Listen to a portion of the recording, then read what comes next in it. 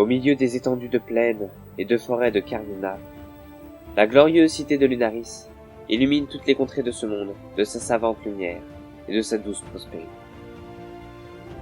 Elle attire à elle les plus sages et les plus érudits, les étrangers en quête de savoir ou d'aventure.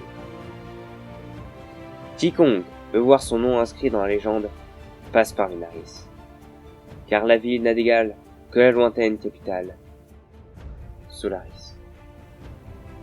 Les dieux célestes ont permis au temps de construire une solide alliance commerciale entre les deux centres de Carmina, assurant paix et richesse à tout le pays.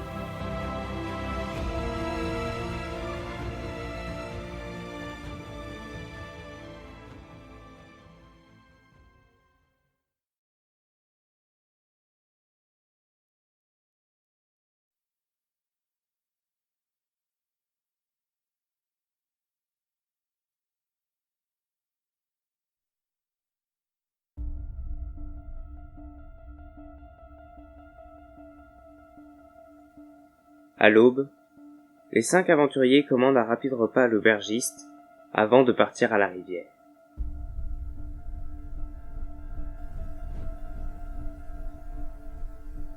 Les 2 rives du canal sont bordées de roseaux et de boue. De petites embarcations glissent périodiquement sur le cours d'eau, mais sitôt le matin, il n'y a personne.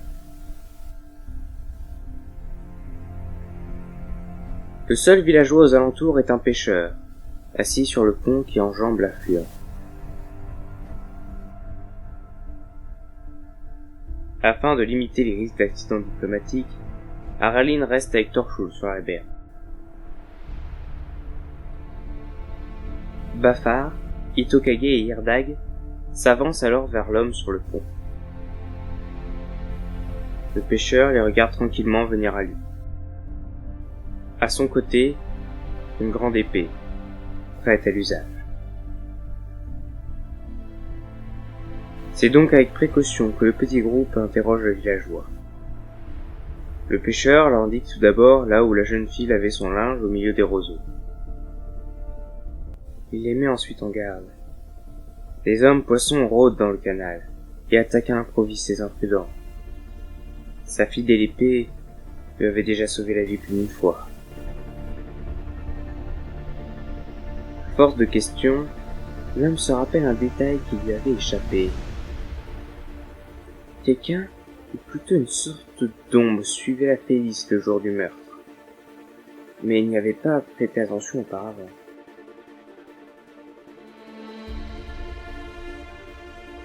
Quelques minutes plus tard, en entendant Bafar rapporter les propos du pêcheur, Araline lâche soudain un cri aigu.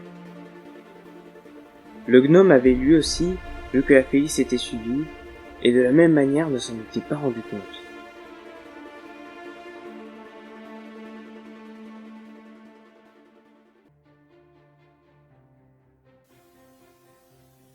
Les aventuriers commencent la fouille de la zone qui leur a été indiquée. Au bout d'un long moment à patauger dans la vase, Hirdag trouve finalement un morceau de tissu, semblable à l'étoffe que portait la jeune fille.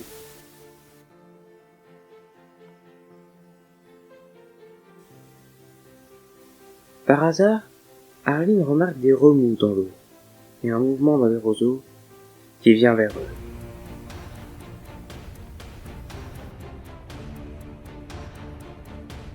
Six hommes poissons surgissent alors et s'avancent au milieu des plantes aquatiques.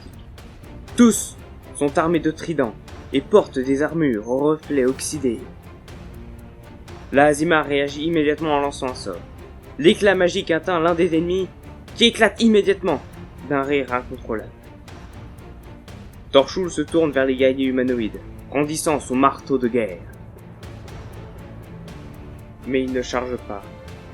Il éveille le souffle de feu, caractéristique de ses lointains ancêtres, les dragons d'airain, et incinère les assaillants d'un déluge de flammes. Itokage s'élance à son tour dans le combat. D'une agile estocade de ses 2 dagues, il laisse une trace de sang teinter les roseaux, et repart hors d'atteinte de toute riposte. Soudain, un trait de glace illumine la scène. En effet, Hirdag bombarde les hommes poissons de sa magie, les figeant peu à peu de son étreinte glacée. Bafar arme lui aussi son arc d'un geste preste et puissant. Sa flèche file à toute vitesse dans l'air en sifflant vers sa cible. Mais les aventuriers n'ont jamais combattu ensemble. Le projectile vient se ficher violemment dans l'omoplate de Torchwood. Le sang-dragon lance un regard meurtrier au nain, en sentant la hampe s'enfoncer dans sa chair, puis sourit en voyant la tête dépitée de Bafar. Hélas, les guerriers aquatiques ne sont pas morts. Le trident de l'un d'eux frappe Arline, qui fuit précipitamment sur quelques mètres pour se soigner. Usant encore de magie, il stoppe l'hémorragie et referme la plaie. Deux ennemis s'attaquent, eux, à Torchwood. La côte de maille et les talents martiaux du guerrier lui permettent de dévier quelques coups, mais les triples pointes des deux armes homme-poisson le blessent gravement à chaque coup au but. La terre humide se colore peu à peu de rouge par-dessus l'herbe calcinée. Bafar se sent quand même plus à l'aise en tirant à l'arc avec ses deux épées courtes. Il retente une flèche sur un ennemi qui n'est pas engagé au corps à corps. Cette fois, l'attaque perce l'armure d'un guerrier aquatique, transperce ses organes vitaux et arrache un dernier cri de douleur assassine. La pointe ressort de l'autre côté, tuant l'humanoïde sur le coup.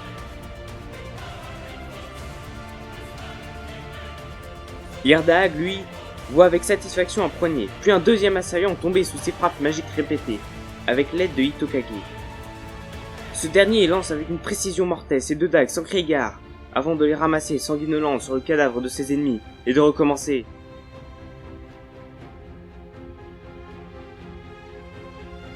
De son côté, Arline se jette à nouveau dans la mêlée, épée à la main. C'est avec un rire sadique qu'il étreint violemment un homme-poisson dans une gerbe de fluides vitaux, avant de courir vers le suivant. Le sang-dragon est encore en train d'affronter deux guerriers seuls. Alors qu'il semble près de s'effondrer, Bafar charge juste devant lui et tranche sans pitié l'un des ennemis. Torchwood profite de ce répit pour reprendre l'offensive. Dans un rugissement, il lève à deux mains son massif marteau de guerre et l'abat sur sa proie. L'implacable frappe atteint la tête, qui se disloque en voltigeant dans les airs, répandant des lambeaux de cervelle dans le canal. Le dernier homme-poisson survivant est finalement exécuté par le groupe, tout comme les 5 autres.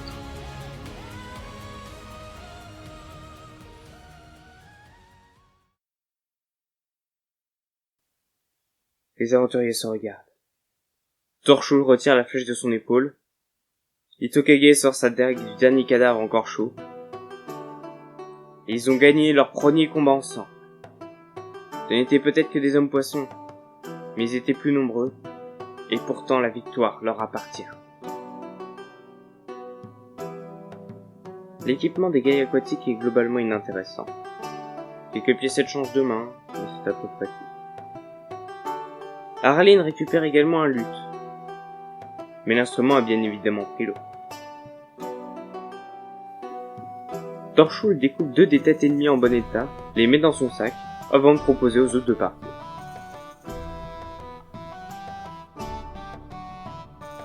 Arrivés au village, tous se dirigent vers la mairie. Devant la porte, les 2 gardes croisent immédiatement leur hallebarde. Les aventuriers demandent une récompense pour avoir débarrassé les environs d'un groupe important de créatures hostiles, la tête de l'une d'entre elles comme preuve. Hélas, l'intervention d'Arline détruit tout espoir de négociation avec les gardes, déjà sceptiques. Ils abandonnent finalement l'idée d'un sac de monnaie sonnante et trébuchante quand les gardes menacent de les tuer. Le sang-dragon jette dans l'herbe la première tête d'homme-poisson, puis rentre dans l'auberge avec les autres pour se restaurer. La matinée touchant à ça.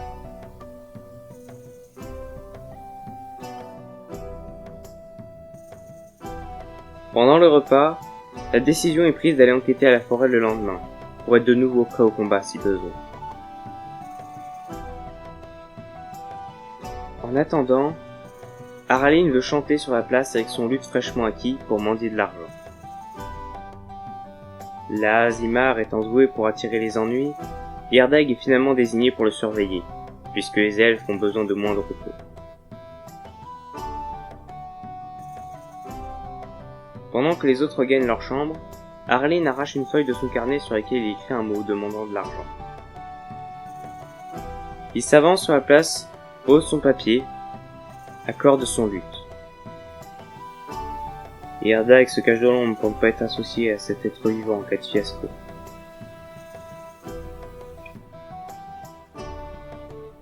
À cette heure, dans un village comme celui-ci, il n'y a pas grand monde. Mais Araline commence à jouer quand même.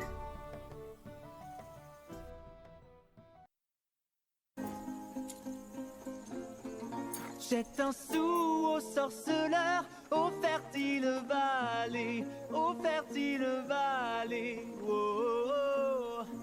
Jette un sou au sorceleur, ô fertile vallée.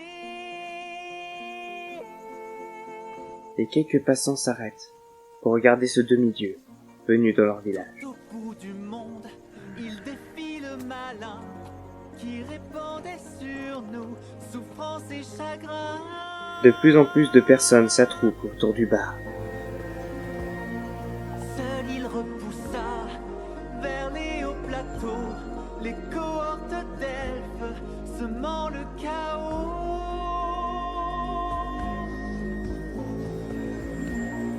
Traquant la vermine au péril de sa vie, cet ami de l'humanité a droit au répit. Ce héros discret, célébré par mes pères, du mal nous protège, ça vaut bien une bière. Jette un sou au sorceleur, ô fertile vallée, ô fertile vallée. Oh, oh, oh. Jette un sou au sorceleur. Quand finalement il retourne à l'auberge, il ajoute fièrement, et avec raison, la vingtaine de pièces de cuivre à sa bouche. Jette un sou au sorceleur, ô fertile vallée, ô fertile vallée. Oh, oh, oh. Jette un sou au sorceleur, ami de l'humain. Au souper, Torchul prend son assiette, s'assoit devant la cheminée et jette la tête d'homme poisson en feu, sous les regards ébahis des gens attablés à proximité. Une fois le crâne débarrassé des chairs et des écailles, après que le feu ait complètement nettoyé l'os, le sang-dragon l'accroche sur son armure, à sa ceinture, à côté d'un crâne animal, et un autre d'humain.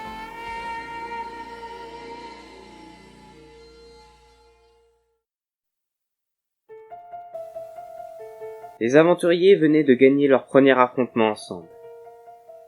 Certains n'avaient jamais combattu en coopération, les autres pas depuis des années. Tous les 5 ont compris ce jour que d'autres mains s'en suivront, tant que la mort les refusera, et qui continueront à plonger dans la tourmente des mystères de Carmina.